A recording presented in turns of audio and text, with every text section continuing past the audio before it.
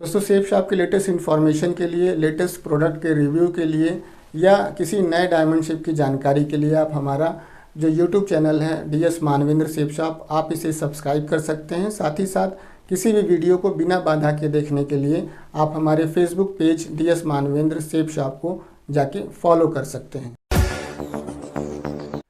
आप सभी को नमस्कार। कैसे हैं आप सभी लोग? मुझे उम्मीद है कि आप सभी लोग खुश होंगे, स्वस्थ होंगे और अपने अपने कामों में व्यस्त होंगे। दोस्तों सेफ शॉप के लास्ट वाले वीडियो में मैंने बताया था कि सेफ शॉप अपना जो नाम है वो क्यों बदली है, जिसको लेकर के जो मैंने बात बताई है वह बहुत सारे लोगों को विरोधाभासी लगी है या बहुत सारे लोगों को पसंद नहीं आई या वो बहुत सारे लोगों को रॉन्ग इन्फॉर्मेशन लगी है। तो मैं आज के इस ट्यूटोरियल में बताऊंगा कि दो ऐसे बड़े रीज़न, जिन रीज़न्स की वजह से सेफ शॉप ने अपना नाम बदला, और न केवल नाम बदला बल्कि भारत सरकार की सभी गाइडलाइंस को पूरा करते हुए इन्होंने अपना नाम बदला, और जिसकी वजह से भारत सरकार की गाइडलाइन में ही रह करके आज 22 सालों से सेफ शॉप अपना बिजनेस रन कर रही है। बिल्कुल भी ये रॉन्ग इन्फॉर्मेशन नहीं होगी, जो कारण मैं दो आपको बताने जा रहा हूँ। और अगर आप लोग को लगे कि ये रॉन्ग इन्फॉर्मेशन है या ये दो नहीं कारण थे, कुछ और भी कारण था, तो आप कमेंट बॉक्स में लिख करके ज़रूर बताइएगा या मेरे फेसबुक या इंस्टाग्राम पे भी आप कमेंट कर सकते हैं। तो ज़्यादा देर न करते हुए चलते ट्यूटोरियल की तरफ, जानते हैं वो दो बड़े कारण क्या हैं। अभी मजा आएगा ना भिड़ो।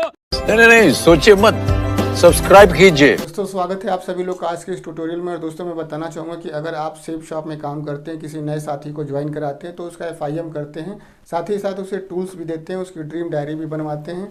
तो वो टूल्स कहाँ से आता है, कितने रुपए में आता है, कहाँ मेल करना पड़ता है, कितने दिन में आपको रिसीव होता है, ये सारा जो इन्फॉर्मेशन है इस वाले ट्यूटोरियल को वॉच करके आप अपनी जानकारी को बढ़ा सकते हैं।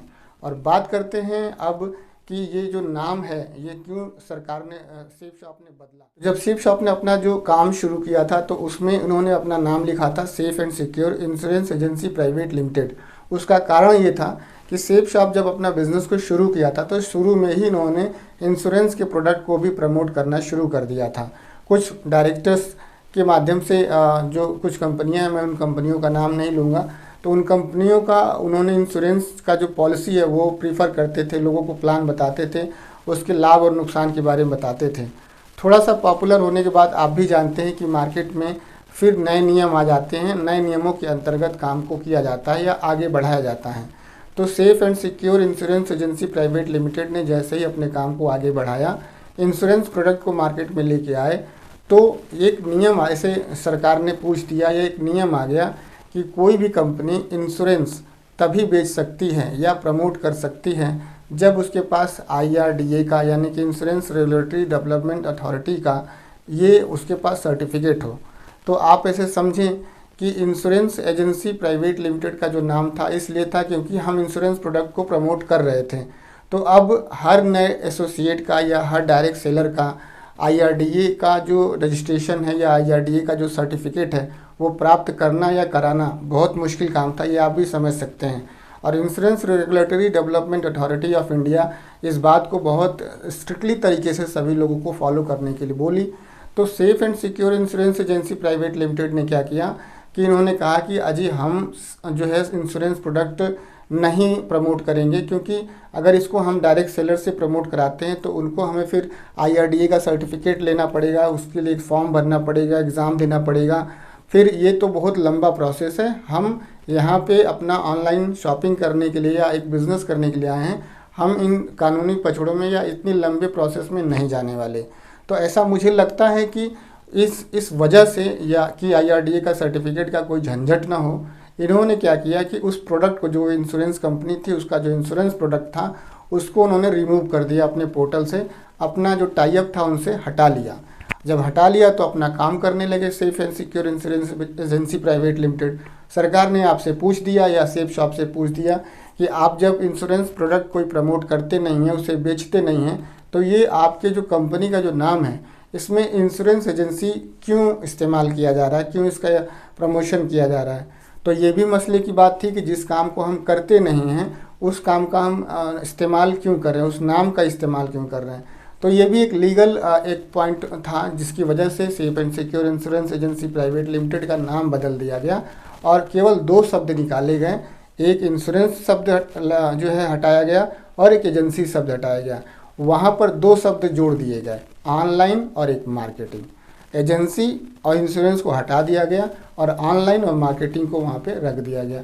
ये काम जब हुआ तो ये बाकायदा भारत सरकार की खाद्य उपभोक्ता मंत्रालय जो भारत सरकार है या मिनिस्ट्री ऑफ कॉर्पोरेट अफेयर्स हैं जो कंपनी मंत्रालय हैं, ये सभी की गाइडलाइन के अंतर्गत ये सारे काम हुए। कोई ऐसा नहीं हुआ कि हम सपना देख लिए, सवेरे उठे और नाम बदल दिया और सबने इसको आप सभी ने मान लिया। अगर मान लीजिए कि उत्तर प्रदेश के किसी सुदूर गांव में बैठा व्यक्ति थोड़ा सा सोचे कि नहीं सेठ साहब ने नाम बदल दिया, इस तरीके से उस तरीके से, ये गलत किया तो वो गलत किया, या किसी भी देश के किसी भी राज्य के किसी भी एक छोटे से गांव में या किसी शहर में रहने वाला व्यक्ति अगर इस बात को सोचता है तो बहुत ही छोटा सोचता है। क्योंकि आप समझ सकते हैं कि दिल्ली जो है भारत की राजधानी है, राष्ट्रीय राजधानी क्षेत्र है, और हमसे ज़्यादा पढ़े लिखे लोग और आपसे ज़्यादा समझदार लोग दिल्ली में हैं। एक एक वकील हैं, एक एक अच्छे पढ़े लिखे लोग हैं, आरटीआई एक्टिविस्ट हैं, और जन सूचना अधिकार अधिनियम के अंतर्गत न जाने कितने लोग जानकारी मांग चुके होंगे, कितने वकील इस पे बहस कर चुके होंगे आपसे पूछने से पहले। तो हम ऐसा मानते हैं कि इन्होंने जो भी किया है एकदम लीगल तरीके से किया, क्योंकि अगर इलीगल किया होता तो आज ऐसे समझे कि 22 सालों में कोई ना कोई तो ऐसा होगा जो इस पे कार्रवाई कर चुका होता और अभी तक ये कंपनी बंद हो चुकी होती। लेकिन आप ऐसे समझें कि जब कोई भी बदलाव आप करते हैं तो लीगल तरीके से करते हैं, तो वह कहीं से भी बैन नहीं होती, बंद नहीं होती। और मैं आपको और एग्जांपल देता हूं कि आप सेब शॉप को ही छोड़ दीजिए, सेब शॉप के अलावा और भी जो फील्ड है और भी जो इंडस्ट्रीज़ है, चाहे वो रिलायंस की बात कर लें, इन्होंने भी अपना नाम बदला, न केवल नाम बदला बल्कि अपना लोगो भी बदला। आप हज कंपनी के बारे में जानते हैं, वोडाफोन के बारे में जानते हैं, इन्होंने भी अपना न केवल नाम बदला बल्कि इन्होंने अपने बिज़नेस को आगे बढ़ाने के लिए और अच्छा बनाने के लिए इन्होंने अपने नाम के साथ साथ अपना लोगो भी बदला। और भी आप देखें तो और भी मॉडिफाई आप और भी जैसे आप ऊपर जाएंगे तो आप देखेंगे तो बीएसएनएल ने भी अपने आप को बहुत ज़्यादा मॉडिफाई किया। इसी तरह से आप देखेंगे तो बहुत सारे ऐसे कंपनियां हैं आने वाले समय में भी और अभी भी। फेसबुक एक बहुत बड़ा एग्जांपल है, पहले फेसबुक था, अभी मेटा हो गया। तो अभी आप कहेंगे नहीं तो ऐसा कैसे हो सकता है। बहुत सारी कंपनियां ऐसी हैं जो अपने बिज़नेस को आगे बढ़ाने के लिए, सुधार करने के लिए या और बेहतर बनाने के लिए अपने लोगों में, अपने ब्रांड नेम में और अपने कंपनी नेम में बदलाव करती रहती हैं। मसला ये है, समझने वाली बात ये है, जानने वाली बात ये है, ध्यान देने वाली बात ये है कि ये जो बदलाव हो रहे हैं क्या ये भारत सरकार के नियम के अंतर्गत हो रहे हैं, कंज्यूमर अफेयर्स की गाइडलाइन के अंतर्गत हो रहे हैं या नहीं, बाकायदा डॉक्यूमेंट में इसका रिकॉर्ड है या नहीं। ये जानकारी आपको कैसी लगी आप ज़रूर बताइएगा कमेंट बॉक्स में लिख करके। रॉन्ग इन्फॉर्मेशन बिल्कुल भी नहीं है। वैसे अगर आपको इन्फॉर्मेशन लगी हो कि रॉन्ग है तो आप वो कारण ज़रूर बताइएगा ताकि मैं भी समझ सकूं कि आपकी जानकारी कैसे मेरे से दुरुस्त है। आप सभी लोगों ने अपना बेशकीमती समय दिया इस ट्यूटोरियल को वॉच करने के लिए, आप सभी का बहुत बहुत धन्यवाद। थैंक यू दोस्तों, नमस्कार, wish you all the best and go.